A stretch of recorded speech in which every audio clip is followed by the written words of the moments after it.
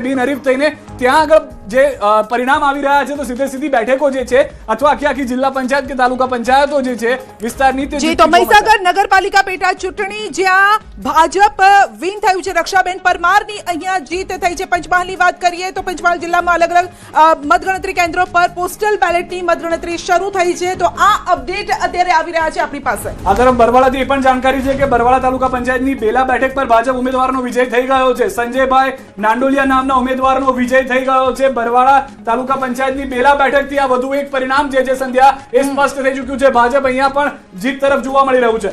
બિલકુલ, તો જીત તરફ જોવા મળી રહ્યું છે, પરંતુ એક સામાન્ય ગણિત અને જે આપણે પણ નરેશભાઈ જે ચૂંટણીઓ કવર કરી છે એના આધારે આપણે જોયું છે કે ગ્રામ્ય વિસ્તારમાં કોંગ્રેસ મજબૂત દેખાતી હતી। હવે ધીમે ધીમે જો કે એ પણ વિશ્વાસ થોડો ઓછો થઈ રહ્યો છે, પરંતુ શહેરી વિસ્તારોમાં બીજેપી હંમેશા હાવી રહેતી હોય છે। હંમેશા બીજેપી એ અર્બન એરિયામાં હાવી રહેતી હોય છે અને કોંગ્રેસના કેટલાક કમિટેડ વોટ છે એ ગ્રામ્ય વિસ્તારમાં છે। સુરતમાં બીજેપીના ફાળે બીજી એક બેઠક ગઈ છે, એટલે શરૂઆતના જે પણ પરિણામો આવી રહ્યા છે, સુરતની અરેઠ તાલુકા પંચાયતની બેઠક એક જે છે તે બીજેપીના ફાળે ગઈ છે। ઉમેદવાર રાકેશ ચૌધરી વિજેતા। જી રિએક્શન જો આમાં એવું છે, તાલુકા પંચાયત, જિલ્લા પંચાયત, કોર્પોરેશન એ બધાયમાં ભાજપ છે એ કદાચ સત્તા મેળવે, પણ મને એવું લાગે છે કે આ વખતે થોડા માર્જિન ઓછા રહેશે। તમે જો મતોના માર્જિન છે, છેલ્લે તો જીતા હોય એ સિકંદર હોય, પરંતુ માર્જિનનું પ્રમાણ છે એ ઓછું રહેવાનું છે। બીજું મારે સંધ્યા એ કહેવાનું છે કે સૌરાષ્ટ્રમાં ભાજપને એન્ટી ઇન્કમ્બન્સી થોડી ઘણી નડવાની છે। તમે જુઓ જુનાગઢ જિલ્લો, પોરબંદર, અમરેલી, રાજકોટ આ બધામાં પરિણામો, એટલે એમાં કે કોંગ્રેસ બહુ મોટું કાઠું કાઢશે એવું કહેવું નથી, પરંતુ ભાજપ માટેની સ્થિતિ એવી કે ગત ચૂંટણી દાંતીવાડાથી મોટા સમાચાર આવી રહ્યા છે। નરેશભાઈ આપને રોકી રહ્યો છું। દાંતીવાડા તાલુકા પંચાયતની ભાખર મોટી સીટમાં ભાજપ ઉમેદવાર વનારસિંહ વાઘેલાની જીત થઈ ચૂકી છે। એક હવે મોટા સમાચાર ઉત્તર ગુજરાતથી સૌરાષ્ટ્રની વાત ચાલી રહી હતી, દક્ષિણ ગુજરાતથી પણ આવ્યા હતા, ઉત્તર ગુજરાતથી આપણે રાહ જોઈ રહ્યા હતા। દાંતીવાડા તાલુકા પંચાયતની ભાખર મોટી સીટમાં ભાજપ ઉમેદવાર વનારસિંહ વાઘેલાની જીત થયા એની પણ જાણકારી અહીંયા મળી રહી છે। તો તમામ બેઠકો જે છે તેની અપડેટ્સ અમે આપ સુધી પહોંચાડી રહ્યા છીએ। બોટાદનું પણ આવી રહ્યું છે। બરવાળા તાલુકા પંચાયત બેઠકની મતગણતરીનું પરિણામ જાહેર। બરવાળા તાલુકા પંચાયતની બેલા બેઠક જે આપણે પહેલા પણ જણાવી, સંજયભાઈ નાડોડિયા નામના ઉમેદવારનો વિજય થયો છે। તો આ ક્વિક અપડેટ અમે આપને આપી રહ્યા છે, ને તુરંત જ સિદ્ધાર્થ આપણે બીજેપી અને કોંગ્રેસનું પણ થોડું રિએક્શન આના પછી આપણે લઈએ। વાપી મહાનગરપાલિકામાં ભાજપ 5 બેઠક પર આગળ ચાલી રહ્યું હતું। સારા સમાચાર ભાજપ માટે અત્યારના મળી રહ્યા છે। ભાજપ ઉમેદવાર સંજય નાંડોલિયા વિજયી થયા છે। જે રીતે સંધ્યા આપ વાત કરી રહ્યા હતા તે પ્રમાણેની પરિસ્થિતિ અહીંયા જોવા મળી રહી છે। બોટાદની બરવાળા તાલુકા પંચાયતની બીજી બેઠકનું પણ જે પરિણામ છે તે હવે સ્પષ્ટ થઈ ચૂક્યું છે। ક્વિક રિએક્શન ભાજપ તરફથી પણ લઈ લે। શ્રી ગણેશની જેવા વાત કરતા હતા યથાવત જોવા મળી રહ્યા છે અહીંયા આગળ। જનતાએ ભાજપની સ્પષ્ટ નીતિ, સાફ નિયત અને મજબૂત નેતૃત્વ પર ભરોસો મૂક્યો છે।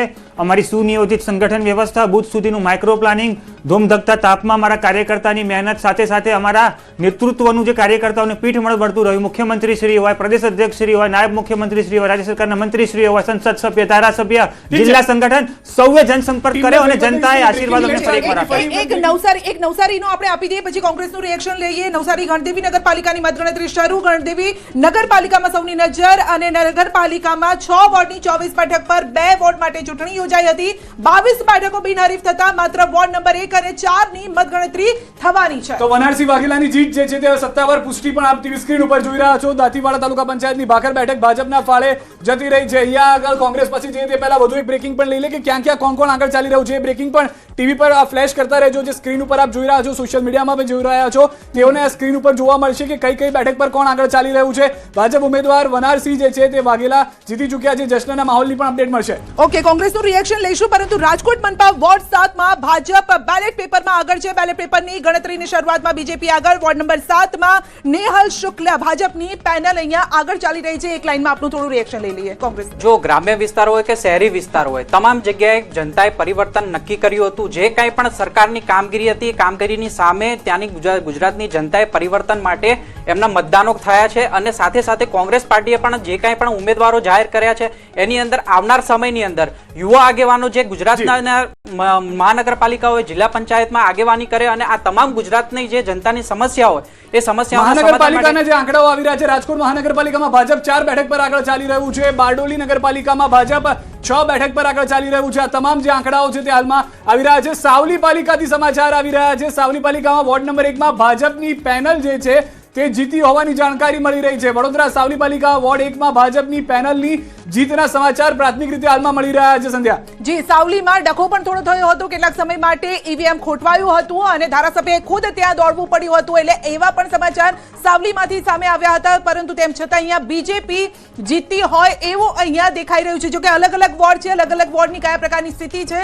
સવાલ અહીંયા એ પણ આવ્યો હતો, એવું પણ કહેવું હતું કે પેનલ કદાચ આખી ન જીતે, પેનલ તૂટે, એવા પણ સમાચાર રિએક્શન સામે આવ્યા હતા. આપને જણાવી દઉં, બીજેપી 2 માંથી હવે 9 થઈ ગઈ છે. સ્ટ્રાઇક રેટ 151 થઈ ગયો. એટલે 151 અત્યારે ડાઉન છે, કારણ કે હજુ આ શરૂઆત છે. સ્ટ્રાઇક રેટ જરૂર 100 નો અત્યારે અમદાવાદમાં જોવા મળી રહ્યો છે. તો અમદાવાદ મહાનગરપાલિકાની જે રીતની પરિસ્થિતિ હતી, કદાચ અહીંયા પણ થોડો ઘણો વિરોધ થયો હતો. 151 ગઈ વખતે જે બેઠક હતી તેનાથી વધુ આ વખતે થાય છે કે નહીં? 160 બેઠક હતી. રાજકોટની અંદર 4 બેઠક જે છે તે અત્યારના ભાજપના ફાળે જોવા મળી રહી છે. જે તમે 64 માઇનસ જોઈ રહ્યા છો એ ગયા વખતની કમ્પેરિઝન છે. એમાં પણ આંકડા બદલાશે. વાપી મહાનગરપાલિકાની અંદર વોર્ડ નંબર 9 માં ભાજપની પેનલ આવી ગઈ છે. અહીંયાથી પણ એ સમાચાર 4 બેઠક પર ભાજપના ઉમેદવારો વિજયી થઈ ચૂક્યા છે. જે આંકડાઓ આવી રહ્યા છે, વાપી મનપાના વોર્ડ નંબર 9 માં ભાજપની પેનલની જીત થઈ ચૂકી છે. શ્રી ગણેશ જે ભાજપના જીતના થયા હતા તે યથાવત જોવા મળી રહ્યા છે. નગરપાલિકા, તાલુકા પંચાયત, જિલ્લા પંચાયત કે મહાનગરપાલિકા, બિલકુલ. અને નવી મનપાઓ છે તેને લઈને કેટલાક લોકોમાં મિક્સ રિએક્શન પણ ક્યાંક જોવા મળ્યા હતા. ઘણા લોકોને એવું પણ કહેવું હતું કે અમે